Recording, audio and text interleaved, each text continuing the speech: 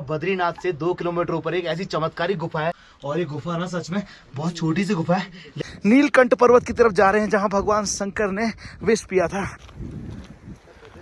और मैं इस समय नीलकंठ पर्वत के ना बिल्कुल नीचे हूँ, और रात होने वाली। मेरे पास ना खाने का सामान भी नहीं है, रहने का सामान भी नहीं है, टेंट भी नहीं है। भगवान श्री हरि विष्णु ने नारायण रूप में तपस्या की थी, और ये उन्हीं के पैरों के निशान है। So hey guys, welcome back to my new blog. और टाइम आपका हो गया है 6:15, और आज मैं हूँ आपका बद्रीनाथ में। और कल के ब्लॉग में आपने देख लिया होगा भैया कि आपके रोहित पहाड़ी आपको लेकर गए थे भैया भारत के सबसे पहले गांव, जो पहले कभी भारत का आखिरी गांव हुआ करता था, माणा गांव। और वहां पर मैंने आपको वो सारी चीजें दिखाई जहां पर भगवान गणेश ने और भगवान वेद व्यास ने महाभारत जैसा काव्य लिखा था। वो सब कुछ आपको मैंने कल के ब्लॉग में दिखाया।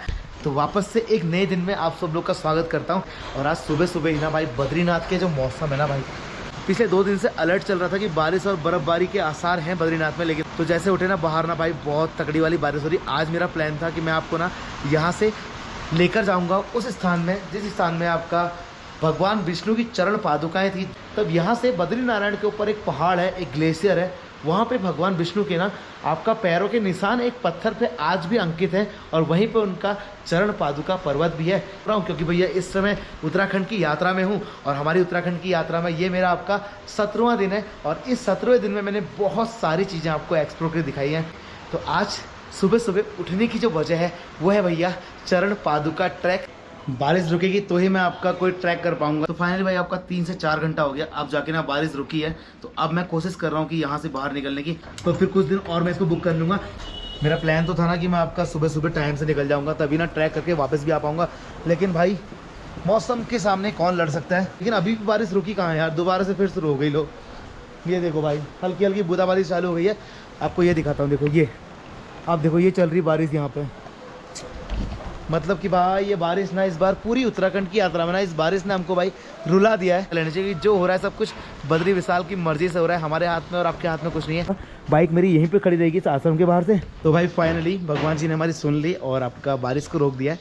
अब एक काम करते हैं, फटाफट से दबे पाँव निकलते हैं यहाँ से, इससे पहले कि बारिश फिर शुरू हो जाए, ठीक है। और सुबह सुबह देखो भाई क्या नज़ारे हैं आपके बद्रीनाथ के। वो देखो भाई सामने, वो आपको दिख रहा है, वो पूरी दिखाई दे रही है आपको हिमालय श्रृंखला, वो है आपका नीलकंठ पर्वत। और उसी के आसपास आपका चरण पादुका पर्वत भी है। मतलब कि जहाँ पे भगवान विष्णु की चरण पादुका और आज भी उनके पैरों के निशान है। सुनो, यहाँ से चरण पादुका ट्रैक भी करते हो क्या? चरण पादुका ट्रैक का कितना रुपये लेते हो?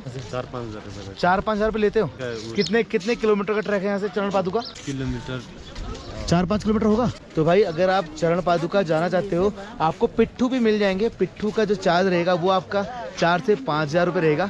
मैंने ये सिर्फ और सिर्फ आपकी इन्फॉर्मेशन के लिए पूछा है, वरना मैं तो भैया केदारनाथ का ट्रैक भी पैदल करके आया हूँ। तो चरण पादुका के लिए मैं कौन सा पिट्ठू लेने वाला था। देखो बारिश आई और सब लोगों की छाता निकल गई। और सामने देखो भाई आपका बद्री नारायण श्री बद्री विशाल जी का मंदिर। और यहीं से भैया पीछे आपको हिमालय के ट्रैक दिखाई दे रहे हैं ना, वहीं से जाता है आपका चरण पादुका का ट्रैक।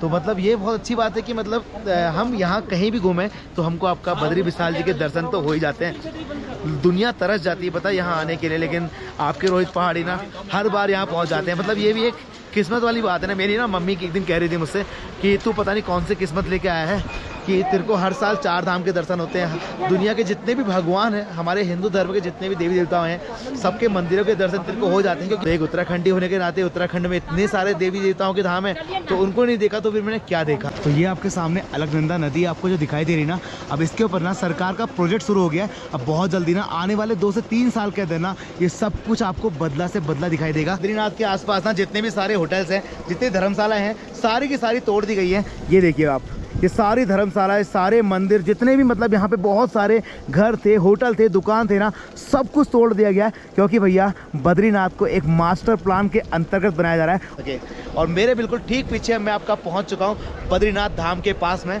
ये आप देखो बारिश के चलते भी बद्रीनाथ भगवान के दर्शन किस प्रकार कर रहे हैं। भैया जी मैं आपका चरण पादुका की तरफ जा रहा था, तो बीच में आपका बद्री नारायण जी का मंदिर भी आता है। तो मैंने सोचा कि बद्री नारायण जी के मंदिर के दर्शन करने के बाद ही फिर हम आपका बद्री नारायण जी की चरण पादुका की तरफ जाएंगे, क्योंकि आपका भगवान विष्णु यहाँ पे साक्षात रूप में निवास करते हैं। तो बोलो बद्री विशाल महाराज की जय, बोलो बद्री विशाल महाराज की जय। तो भैया चरण पादुका ट्रैक से पहले बद्री विशाल जी का जयकारा लगा दिया, तभी जाके हम चरण पादुका का ट्रैक पूरा कर पाएंगे। जी बद्रीनाथ मंदिर के दर्शन भी कर लिए हैं और बद्रीनाथ मंदिर के ना साइड से एक रास्ता जाता है इस तरीके से और ये सीधा आपका चरण पादुका के लिए जाता है। वो आपको सामने जो आपको हिम ग्लेशियर दिख रहे हैं ना, थोड़ी देर में हम चरण पादुका के दर्शन के लिए वहीं पहुँच जाएंगे। ठीक है चलो। तो भैया जब चरण पादुका के लिए आप जाएंगे ना तो बद्री नारायण मंदिर से ना ऊपर कुछ देर तो आपको सीढ़ियाँ मिलेंगी, क्योंकि यहाँ पे ना आपका बद्री नारायण गांव है, जिनके घर हैं देखो पुराने ये सारे पुजारी पंडित जिनकी यहाँ शॉप है ना, उनके घर हैं। मैं पहली बार बद्रीनाथ को कुछ इस तरीके से देख रहा हूँ। नमस्कार पंडित जी, प्रणाम। पंडित जी यहाँ से चरण पादुका कितना आगे है? पर यहाँ से 3 किलोमीटर ऊपर है। हाँ इधर से जाएंगे आप। हाँ ये सीधा रास्ता चरण पादुका जा रहा है। तो बहुत मिलेगी। तो आप यहाँ पुजारी हैं इधर? हाँ यहाँ के पुरोहित हैं हम। अरे वाह, तो ये तो बहुत अच्छी बात है कि हम चरण पादुका जा रहे हैं, हमें पहले पुरोहितों के दर्शन हो गए। तो यहाँ पे अभी गांव में कितने लोग रहते होंगे इधर आप यहाँ बद्रीनारायण गांव में? बद्रीनारायण यहाँ पे तो इस समय तो काफी लोग हैं, कम से कम। और जब ये कपाट बंद होते फिर यहाँ के लोग? फिर यहाँ सब पुरोहित समाज जो है वो देवप्रयाग में रहता है। पुरोहित समाज देवप्रयाग में रहता है। देवप्रयाग क्या है, अन्य जो है व्यापारी समाज? व्यापारी कोई हरिद्वार से है, कोई ऋषिकेश से है, रुद्रप्रयाग से, जोशीमठ से, ऐसे ही है। अब पंडित जी एक छोटी सी क्वेश्चन पूछ लूं अगर आपका टाइम हो। हाँ। चरण पादुका की कहानी क्या है, मतलब किसकी चरण पादुका है और वहाँ कैसे आई? ये भगवान की जो है वहाँ भगवान विष्णु के चरण हैं वहाँ। अच्छा जी, भगवान विष्णु के चरण है उन पर्वत हाँ, में। तो भगवान विष्णु वहाँ क्यों गए, कब गए, कैसे गए? यहाँ तो तपस्या में आए हुए हैं ना। अच्छा यहाँ तो ये नारायण की तपोस्थली है। अच्छा यहाँ भगवान विष्णु जो है तपस्या में बैठे हुए हैं। अच्छा, कोई कहता है कि यहाँ पे भगवान विष्णु बालक रूप में माता को मिले थे। ये वो लीला डूंगी है। अच्छा लीला डूंगी वो हाँ, अलग जगह है। हाँ वहाँ अपना उन्होंने लीला करी। हाँ, लीला की है। और जो है ये नारायण जो है यहाँ तपस्या के लिए आए जब, तो उनसे पहले जो है एक मूर्ति नामक थी यहाँ तपस्या में। मूर्ति नामक कितने तपस्विनी थी, तपस्विनी, वो तपस्या में लीन थी। अच्छा तो यहाँ आते हैं, भगवान विष्णु उन्हें दर्शन देते हैं, फिर उनसे कहते हैं मुझसे कोई वरदान मांगो। तो जो है मूर्ति ने कहा अगर नारायण वरदान देना है तो एक ही वरदान दिया जाए कि आपके जैसे 2 पुत्र। तो भगवान विष्णु जो है मूर्ति के घर में धारण हो गए और नारायण फिर वही मूर्ति तपस्या में हो गई, तपस्या में बैठ गई। काफी समय बीता। अच्छा। जब 9 महीने 10 महीने 11 महीने 12 महीने बीत गए। अच्छा नारायण का जन्म नहीं हुआ, अवतार नहीं हुआ। अच्छा तो नारायण ने सोचा है कि मेरा तो अवतार ही नहीं हुआ। अच्छा तो उन्होंने सोचा है तो 12 महीने भी 13वां महीना लग गया। 13 महीने तक वो 13वां पैदा नहीं महीना हुए। लग गया है। अच्छा तब नारायण ने जब ध्यान लगाया, देखा क्या कि ये तो आवागमन रहित भूमि है, मनुष्य रहित भूमि है। अच्छा इस भूमि में मरण के सिवा तो जन्म ही नहीं है, तो मेरा अवतार कहाँ से होगा। अच्छा तो वही नारायण ने फिर मूर्ति का तपभंग किया। तो मूर्ति यहाँ से 3 किलोमीटर आगे गई, जो माता मूर्ति मंदिर है माणा गांव में। हाँ, माना में। और वसुधारा अष्टवसु जो है वो मूर्ति के पति थे। अष्टवसु मूर्ति के पति हाँ। थे और बद्रीनारायण की माता थी मूर्ति। हाँ मूर्ति। तो जब वहाँ पहुँचती हैं मूर्ति, जब उन्होंने देखा, मेरे पति का दर्शन किया, दूर से ही प्रणाम किया, जब तक वो सोचती हैं कि मुझे अपने पति से मिले हुए 13 महीने होने वाले हैं। पति से मिले। हाँ। हाँ। तो जब इतना सोचते हैं तब तक वहाँ पे नर और नारायण का अवतार हो जाता है और मूर्ति रसातल पाताल को चली जाती है। जो वो 13वां महीना रहता है, भाद्रपद द्वादशी के दिन जो है, अच्छा उसी दिन नर और नारायण का जन्म। नारायण को तो अपनी लीला रचानी तो होती है। 13वां महीना तो कभी होता ही नहीं ना। क्यों नहीं होता? अच्छा भाद्रपद 13वां महीना भाद्रपद का है। अच्छा 13वां महीना, जैसे हमारे 12 महीने होते हैं। 12 महीने इंग्लिश का है। 12 महीने इंग्लिश के है, 13 महीने भाद्रपद। नारायण के जन्म के बाद माता मूर्ति पाताल में चली गई। तो इसीलिए आज भी जो है द्वादशी के दिन यहाँ केवल नारायण का श्रृंगार होता है, भोग नहीं लगता है। अच्छा। नर और नारायण की डोली जाती है उस दिन। यहाँ जो भी रहते हैं वहीं जाते हैं, दर्शन करते हैं। जी थैंक यू सो मच। जय बद्री विशाल, जय बद्री विशाल। तो भाई ये कितनी मतलब जानकारी, मतलब कहानी थी सच में। बद्रीनाथ के दर्शन इतने बार कर लिए, आज तक ना बद्रीनाथ का ये रहस्य मुझे पता नहीं था। तो चलो यही है लीला बद्री विशाल की। जय बद्री विशाल। तो अब चलते हैं चरण पादुका के ट्रैक की तरफ। आज मुझे इस बात का पता चल गया कि भगवान विष्णु और नर नारायण की माता का नाम मूर्ति था, मूर्ति माता, जो नर नारायण या भगवान विष्णु के जन्म के बाद रसातल में मतलब पाताल में चली गई। क्या आपको ये पता था? नहीं पता था तो कमेंट सेक्शन में बता दो। अब हम चलेंगे उस पहाड़ के ऊपर, वहां बहुत घनी बर्फबारी मिली।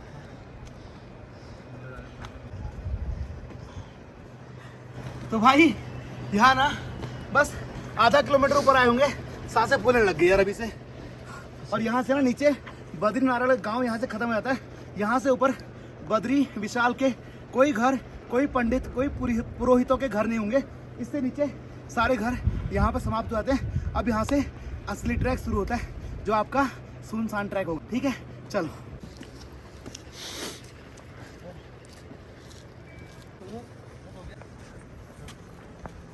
मैं जैसे जैसे ना ऊपर चढ़ता जा रहा हूँ, वैसे वैसे मेरी सांसों का फूलना बढ़ता जा रहा है।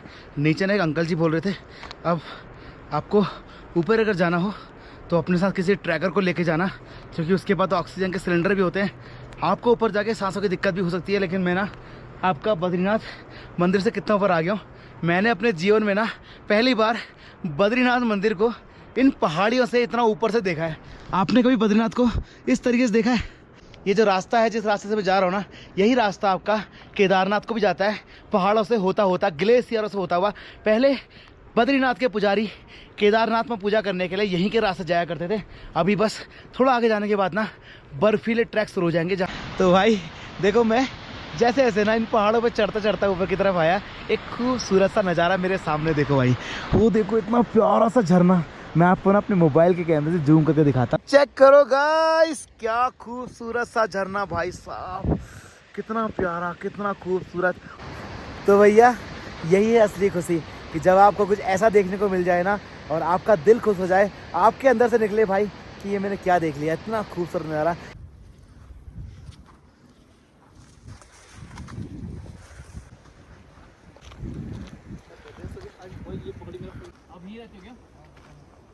तो भाई साहब 3.5 से 4.25 किलोमीटर का ट्रैक कम से कम कंप्लीट कर दिया है। और एक कुछ इस तरीके से पत्थर का ये टीन सेट, पत्थर का कुछ टीन सेट टाइप का दिखाई दे रहा है। हिमालय में साधु, महात्मा, योगी सब जितने भी है ना, वो ऐसे ही हिमालय में ग्लेशियरों में आपका तप करते हैं, साधना करते हैं और अपना जीवन व्यतीत करते हैं। इसके अंदर ना भाई बिल्कुल सर्दी नहीं लगता है। तो दिखाता हूँ, देखो कुछ इस तरीके से गुफा है। देखो आप, ये यहाँ ना साधु महात्मा साधना करते हैं उनका। यहाँ से नीचे ना एक गंगा है, जो गुप्त गंगा है। आपको यहाँ पे दिखाई दे रहा है, गुप्त गंगा। गुफा के अंदर जाना पड़ता है।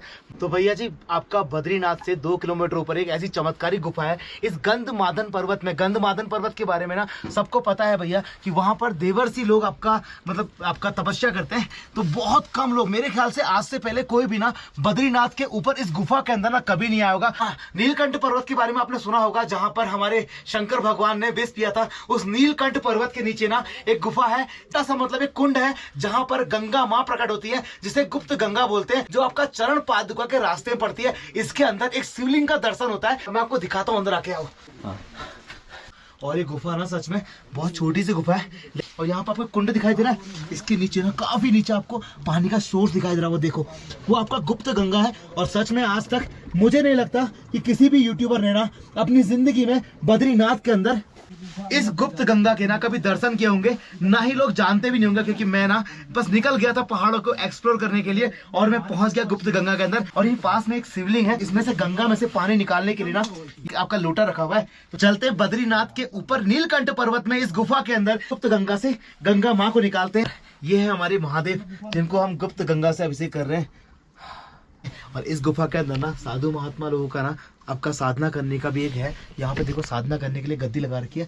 इस गुफा से बाहर निकलते हैं और चरण पादुका पहुंचते हैं। जितने भी लोग बद्रीनाथ आए हैं ना, आज तक शायद ही कोई यूट्यूबर ना कभी इस गुप्त गंगा का दर्शन करने इस नीलकंठ की गुफा के अंदर आया होगा। तो भाई 7:30 बज चुका है और हम नीलकंठ पर्वत का ट्रैक कर रहे हैं। थोड़ा दिक्कत है हमारे लिए, क्योंकि अब 5 से 6 मिनट के बाद ना एकदम से अंधेरा हो जाएगा।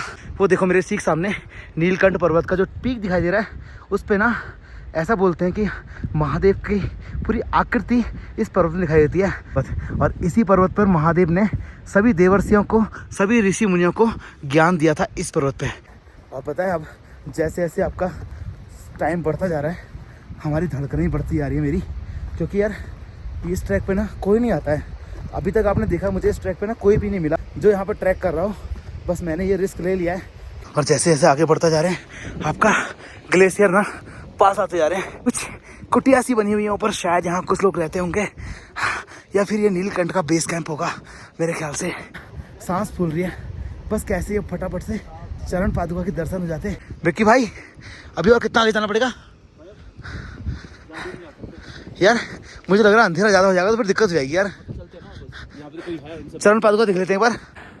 भाई जैसे तैसे हम लोग आपका पहुंच गए हैं इस लोकेशन पे। सामने देखो लिखा है चरण पादुका नारायणा होली फूड की। अच्छा, यहाँ पे गुफा भी होगी। अब मुझे ये देखना है कि यहाँ पर भगवान श्री हरि विष्णु के चरणों के निशान किस पत्थर पर हैं। तो देखो ये लिखा हुआ है आपका श्री चरण पादुका शिला और सामने है चरण, ये है श्री हरि विष्णु के चरण। तो भैया ये देखो, ये है आपका भगवान श्री हरि विष्णु के पैरों के निशान और जो इस पत्थर पे आज भी अंकित हैं, क्योंकि मैं यहाँ पे ना कोई हमको बताने वाला नहीं है, तो मैं समझ पा रहा हूँ क्योंकि यहाँ पे ना हर जगह पे ओम ओम और स्वास्तिक के चिन्ह हैं और यहाँ पर 2 पैरों के निशान इस प्रकार हैं। तो यही आपका भगवान श्री हरि विष्णु के पैरों के निशान होंगे, क्योंकि यही वो धरती है, यही वो पर्वत है, यही वो आपका गंधमादन पर्वत है जहाँ पर भगवान श्री हरि विष्णु ने नारायण रूप में तपस्या की थी और ये उन्हीं के पैरों के निशान है। सब रात हो गई, अब मुझे यहाँ से वापस भी जाना है क्योंकि हिमालय पे ना आपका स्नो लेपर्ड होते हैं, भालू होते हैं और मैं इस समय नीलकंठ पर्वत के ना बिल्कुल नीचे हूँ और सामने नीलकंठ पर्वत है और रात होने वाली। मेरे पास ना खाने का सामान भी नहीं है, रहने का सामान भी नहीं है, टेंट भी नहीं है। मुझे ना किसी भी हालत में फटाफट से नीचे जाना पड़ेगा वरना मैं ना कहीं यहाँ फंस ना जाऊँ। चलो फटाफट से नीचे चलते हैं।